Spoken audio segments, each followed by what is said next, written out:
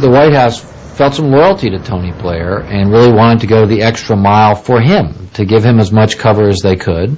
And so even though their heart really wasn't in it, and they didn't really believe it was going to work, they wanted to at least go through the motions. And the result of that was the President deciding that they would try for a second resolution.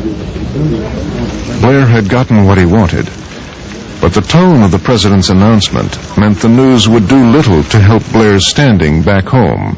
This needs to be resolved quickly.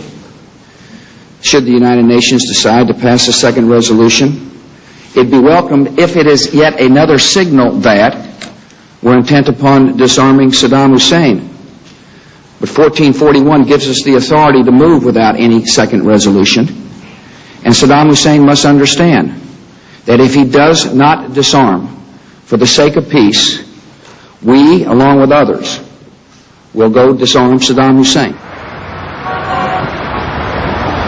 Back in Britain, Blair was facing increasing public criticism of his close ties to Bush's belligerent policy on Iraq. I would like to ask, do you believe that the people of your country are behind you at the moment? I think if there were a second UN resolution, then I think people would be behind me. I think if there's not, then there's a lot of persuading to do. Because I don't share any confidence that the people are behind you at the moment. Everybody that I've spoken to within my circle oppose what's happening at the moment.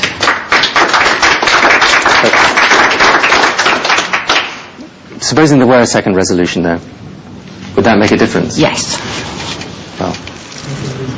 That same day at the UN, Colin Powell, who had once hoped to avoid war, was now making the Bush administration's case for military action, arguing that Saddam Hussein had failed to disarm, and it was time for the Security Council to act.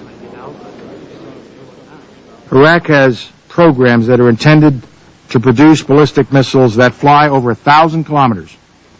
Colin Powell was convinced that if he took some of the sensitive U.S. intelligence and built a case at the Security Council, that the world would finally fall in line with the U.S. position. Less than a teaspoonful of dry anthrax in an envelope shut down the United States Senate. But UNSCOM estimates that Saddam Hussein could have produced 25,000 liters.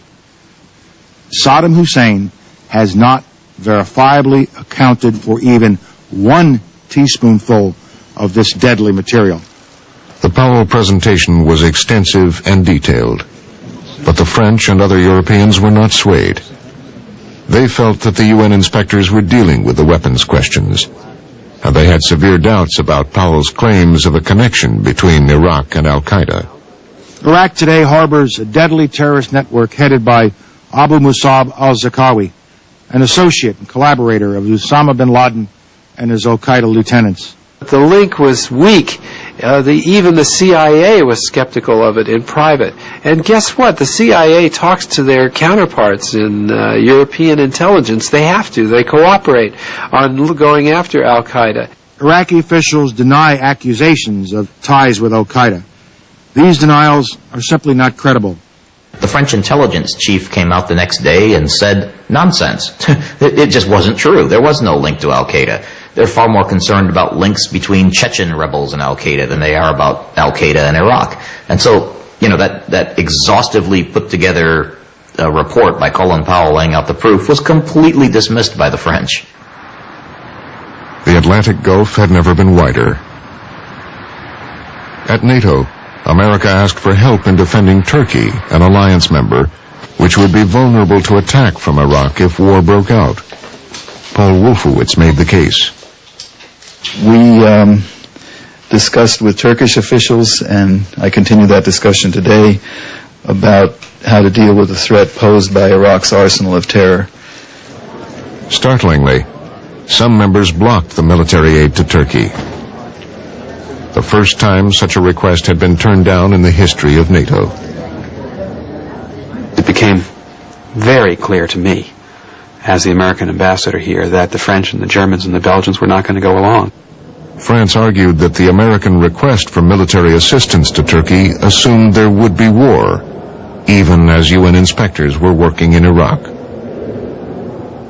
What we were basically saying is that we will not accept, Paris will not accept to go on a path where the working hypothesis is that there will be a military attack of Iraq. We are a collective defense organization. We have to have the capacity to act quickly in a crisis, and France was denying us that possibility.